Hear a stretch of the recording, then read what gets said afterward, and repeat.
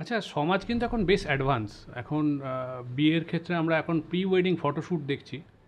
অবশ্যই দরকার আছে। তার থেকেও আমার মনে হয় যেটা বেশি দরকার সেটা হচ্ছে গিয়ে প্রি ওয়েডিং হেলথ চেকআপ বা ফার্টিলিটি চেকআপ। আমি রয়েছি বিশিষ্ট ফার্টিলিটি এক্সপার্ট ডক্টর সুদীপ বাসুর সঙ্গে। স্যার যদি এটা নিয়ে বলুন সোসাইটিতে এটা কতটা দরকার? আম, এটা তুমি খুব ভালো একটা প্রশ্ন তুলেছ। তার কারণ হচ্ছে সমাজ এগোনোর সাথে সাথে আমরা দেখতে পাচ্ছি যে আমাদের মধ্যে অসহিষ্ণুতা অনেক বাড়ছে।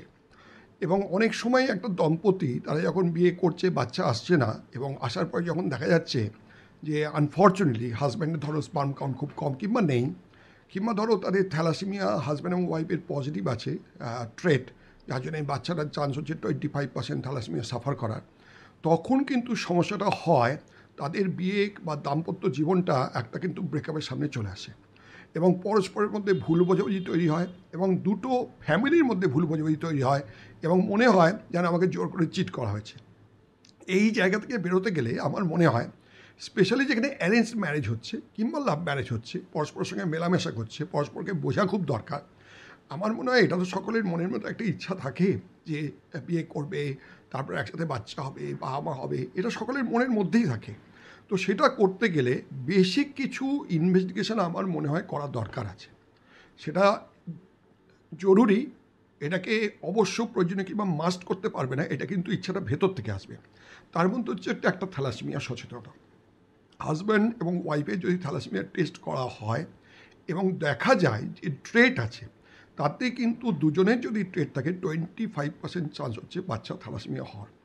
সেই জায়গায় যদি নর্মাল মেলামেশা করার পরে দেখা যায় বাচ্চাটা সাফার করছে, সেটা কিন্তু একটা সাংঘাতিক মানসিক অশান্তির জায়গা সৃষ্টি করে।